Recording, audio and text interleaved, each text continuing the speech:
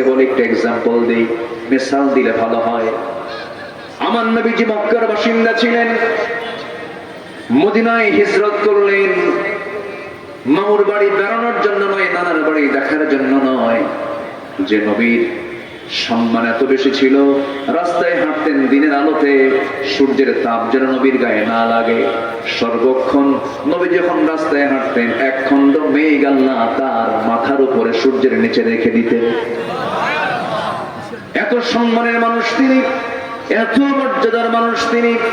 মক্কায় টিকতে পারলেন না, মদিনায় চলে আসলেন। দিনের আলোতে বের হতে পারলেন না, রাতের আধারে লুকোচুরি করে ঘর থেকে বের হলেন। মদিনা হলো উত্তর দিক, দক্ষিণ দিকে চলে গেলেন, জাবালে সূর আশ্রয় নিলেন। একটা জঙ্গল গুহার মধ্যে ঢুকে পড়লেন, যে জঙ্গল গুহার মধ্যে ভয়ঙ্কর, সেখানে পাহাড়ি কীট পতঙ্গে ভরা। আমার নবী এখনো দুর্গম, এই তো মাসখানে ক্ষয়নে গিয়েছিলাম। যখন এটা এই সমস্ত জায়গাগুলো একটু দেখি, চোখে দেখে আসে, সরাসরি দেখে আসার চেষ্টা করি, সেখান থেকে একটু কিছু নেওয়ার চেষ্টা করি। নবী উল্টা চলে গেলেন। ওই জায়গায় দাঁড়ায় আমি বারবার চিন্তা করলাম, হারে এই 3টা দিন 3টা রাত আলো নাই, বাতাস নাই, বালিশ নাই, কাঁথা নাই, চাদর নাই। বিশ্ব নবীর মতো মানুষ কেমন করে লুকোচুরি করে এই জায়গার ভিতরে থাকলে? খাবার নাই, কিচ্ছু নাই। ওই জায়গা থেকে আবার বের হয়ে গেলেন মাত্র 2জন মানুষ, তার সাথী ছিলেন 2জন। একজন সাথী ছিল ইদহুমা ফিল গার ইয ইয়াকুলু লিসাহিবিহি লা তাহজান ইন্নাল্লাহা মা'ানা। আমার নবীজি মক্কা থেকে মদিনায় চলে গেলেন। পরের দিন সকালবেলা, কেউ জানে না, সাহাবীদের কানে কানে সংবাদ চলে গেছে, রাসূল ঘরের ভিতরে নাই। রাসূল মক্কা থেকে বের হয়ে চলে গেছেন, হিজরত করেছেন। একজন পাগল সাহাবী, সাহসী সাহাবী, তার নাম হলো ওমর। তার নাম কি বলে? ওমর। ওমর করলেন কি, ঘর থেকে বের হয়ে রাসূলকে যখন দেখতে পেলেন না, পাগল হয়ে গেছে, সোজা চলে গেছেন খবর নিতে আবু জেহেলের কাছে। দেখছেন, কোনো ভয় নাই, চলে গেছেন কার কাছে? আবু জেহেলের কাছে। গিয়ে বললেন, আবু জেহেল, আমার রাসূল কোথায়? আবু জেহেল ভয়ে কোনো জবাব দিচ্ছে না, কারণ ওমর যদি খেপে যায়, বড় ভয়ঙ্কর ওমর, একটা অঘটন ঘটিয়ে যেতে পারে। তিনি বলছেন, আল্লাহর কসম করে বলি, আমার নবীর যদি একটা পশমেরও ক্ষতি হয়, ওমরের তরবারি তাকে রেহাই দেবে না। সাহাবায়ে কেরাম অস্থির হয়ে গেছেন। একজন সাহাবী, ওই মক্কার বড় একজন ব্যবসায়ী ছিলেন। এই যে আজকে ব্যবসায়ী সমিতির উদ্যোগে মাহফিল, বড় ব্যবসায়ী ছিলেন। সেই ব্যবসা তার এত বড় ছিল, মিলিয়নার সাহাবী ছিলেন, এক্সপোর্ট ইম্পোর্টের ব্যবসা করতেন। যখন সকালে উঠে শুনতে পারলেন রাসূল নাই, ব্যবসায়ী গেলেন না। বউটাও কালেমা পড়ে নাই, বউটাও ছাড়লেন। সন্তানরাও কালেমা পড়ে নাই। আমরা এই জাগতিক দুনিয়ায় দেখেন, ব্যবসা বাণিজ্য, অর্থ, পরিবার পরিজন, সন্তানাদি, বউ বাচ্চা নিয়ে আমরা ব্যাকুল থাকি। এগুলো আমাদের আকর্ষণীয় জিনিস। এই সাহাবী করলেন কি, যখন শুনতে পেলেন পরের দিন সকালবেলা রাসূল নাই, ব্যবসার জায়গায় গেলেনই না, বউকেও কিছু বললেন না, সন্তানদের কিছু বললেন না। শূন্য হাতে, খালি হাতে তিনি মক্কা থেকে মদিনার দিকে রওনা দিলেন। মদিনায় পাড়ি জমালেন। আমার নবীজি মদিনায় যাওয়ার পর ওই মক্কার ধনী মানুষ আব্দুর রহমান ইবনে আউফকে দেখে আমার নবীজির চোখে পানি চলে এলো। ফকিরের মতো বসে আছে সামনে, তার পাশে কেউ নাই। রাসূল নিজের চোখে দেখেছেন কি জৌলুস ছিল আব্দুর রহমানের, বড় বড় ব্যবসা ছিল, সব কিছু ছেড়ে দিয়ে মদিনায় ফকিরের মতো বসে আছে, মসজিদের সামনে বসে আছে। রাসূল বলছেন, আব্দুর রহমান, তোমার চিত্র আমাকে কাঁদিয়ে ফেললো, তোমার কি কষ্ট হচ্ছে না?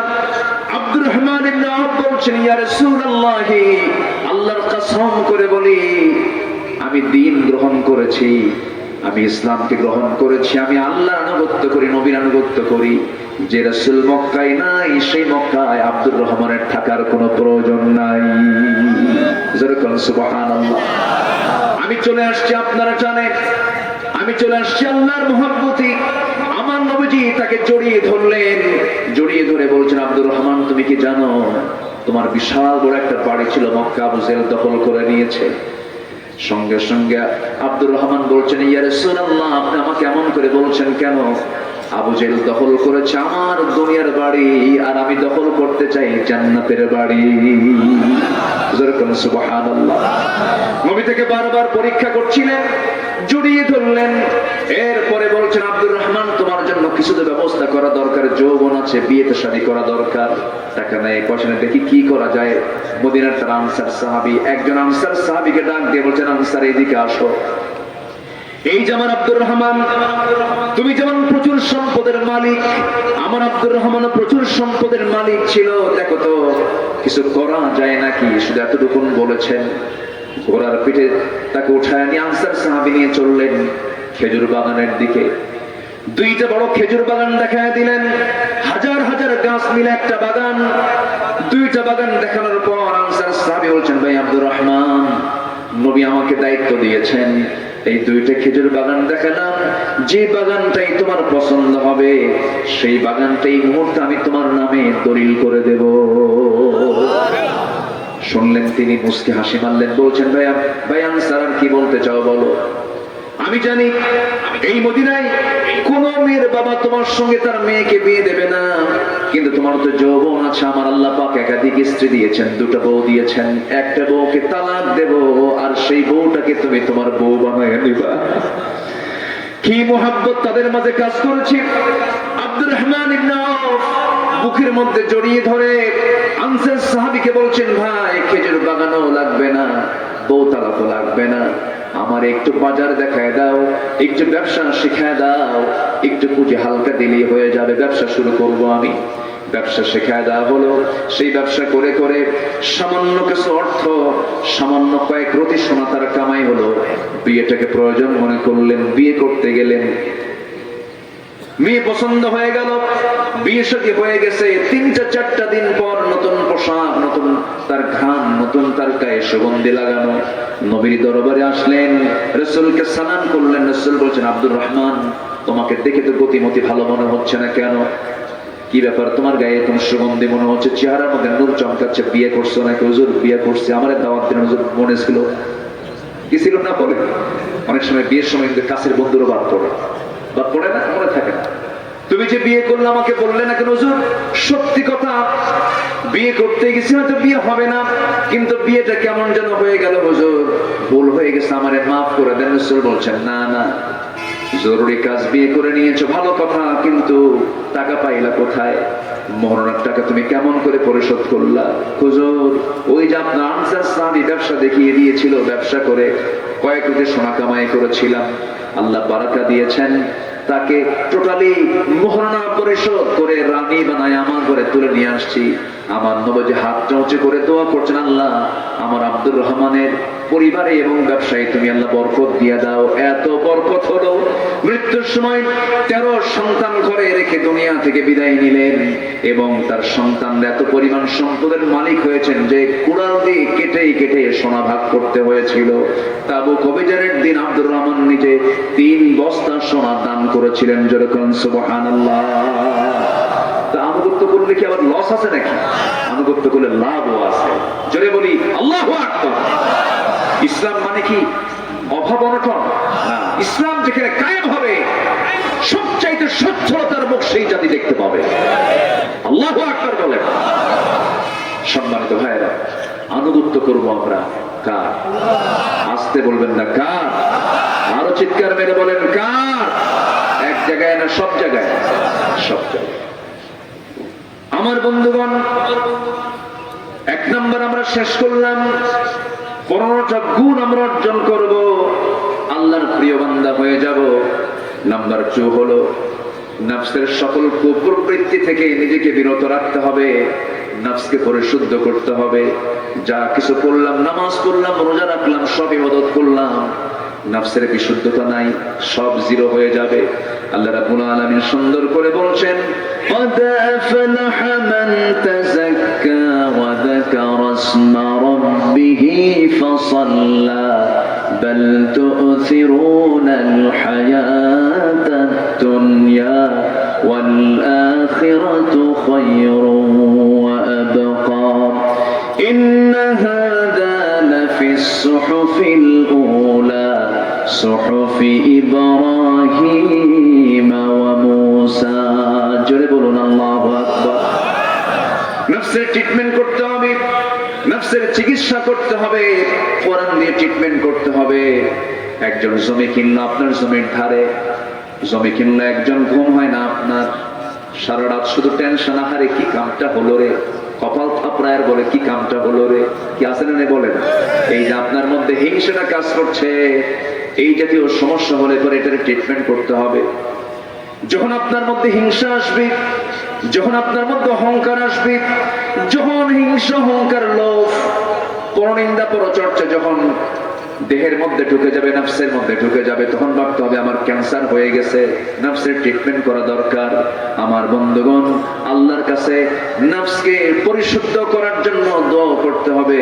ইয়া মুকাল্লিবাল কুলুব সাব্বিত কলবি আলা দীনিক, ইয়া মুকাল্লিবাল কুলুব সাব্বিত কলবি আলা দীনিক। আল্লাহর কাছে চাইতে হবে, আল্লাহর কাছে বলতে হবে, আল্লাহ আমাকে অহংকার মুক্ত রাখো, আল্লাহ তুমি আমার মধ্যে লোভ মুক্ত হৃদয় দিয়ে দাও। আল্লাহর কাছে চাইতে হবে, আল্লাহর কাছে বলতে হবে। নফস তো এমন একটা জিনিসের নাম, বারবার ওয়াসওয়াসা দেওয়ার জন্য শয়তান বারবার হিট করে। একজন নবীকে বড় ফিতনার মধ্যে আল্লাহ পাক তাকে ফেলে দিয়েছিলেন, কিন্তু সেই ফিতনায়, সেই পরীক্ষায় আল্লাহর নবী ফেল করেন নাই, তিনি পাশ করেছিলেন। নারী ফিতনায় পড়েছিলেন, কোন নবী বলেন? বলেন কোন নবী? কোন নবী? ইউসুফ আলাইহিস সালাম। কিন্তু সেই ফিতনায় তিনি ফেল করেছেন না পাশ করেছেন? ফেল করেছেন না পাশ করেছেন? পাশ করেছেন। মন চায় একটু নারীর দিকে চেয়ে থাকি, মন চায় না? দেখেন চুপ করে আছে, মনে সব ফেরেশতা হয়ে বসে আছে। মন চায় না? মন তো চাবে, মনের কাজই হলো চাওয়া, এটা চাই ওটা চাই, চাবেই মন। কিন্তু মন চাইলেই কি এটা বাস্তবায়ন করা যাবে? যাবে না।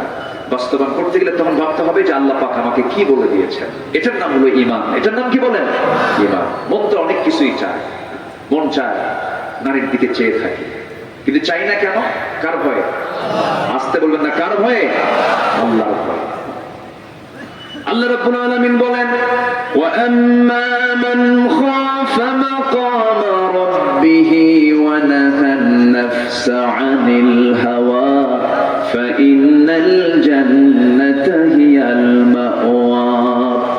যার দিলের মাকামে আল্লাহর ভয়টা জাগ্রত হয়ে যাবে, তার ঠিকানা হবে জান্নাতে মাওয়া। ওমা উবাররিউ নাফসি ইন্নান নাফসা লামারাতাম বিসু।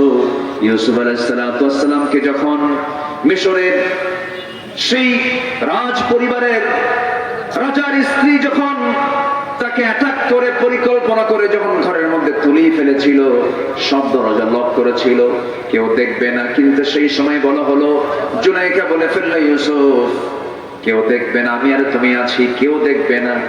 ইউসুফ সেই সময় জবাব দিয়েছেন, দুজন শুধু এখানে নয়, এখানে আরেকজন আছেন, তিনি আমার কে? তিনি আমার কে? আল্লাহ। দরজা সব লক করে দিয়েছে, পিনপতন নীরবতা। সৌন্দর্যের পিরামিড ছিল জুলাইখা, গোটা পৃথিবীর সৌন্দর্যের তালিকায় জুলাইখা সেই সময় টপ লিস্টের একজন নারী ছিল। সেই জুলাইখার মতো একজন নারী তার সামনে দাঁড়ায় আছে, চুলের খোপা ছেড়ে দিয়ে বসে আছে, কিন্তু জুলাইখার দিকে একটা বারের জন্য তাকালেন না। মন চাচ্ছিল, ইন্নান নাফসা লামারাতুম বিসু, মন তো চায় খারাপ দিকে ঝুঁকে পড়তে, একটা বার তাকালেন না, কারণ তাকে হেফাজত করেছেন একমাত্র তিনি আমার কে। এই জন্য সাহায্য চাইতে হবে কার কাছে? এমন বন্ধু বানাতে হবে যে বন্ধু জেনার দিকে আমাকে নেবে না। এমন বন্ধু আমার তৈরি করতে হবে যে আমাকে মদের বোতল তুলে দেবে না। এমন দল আমাকে করতে হবে যে দলের নেতার কাছে নারীর সাপ্লাই হবে না। এমন দল আমার করতে হবে যে দল আমাকে আল্লাহমুখী করে জান্নাতের দিকে নিয়ে চলে যাবে। সম্মানিত ভাই, কষ্ট পাচ্ছেন মনে হয়? আলোচনা চালাই, কারো কোনো কষ্ট নেই তো? জোরে বলি ইনশাআল্লাহ, আর জোরে বলি ইনশাআল্লাহ।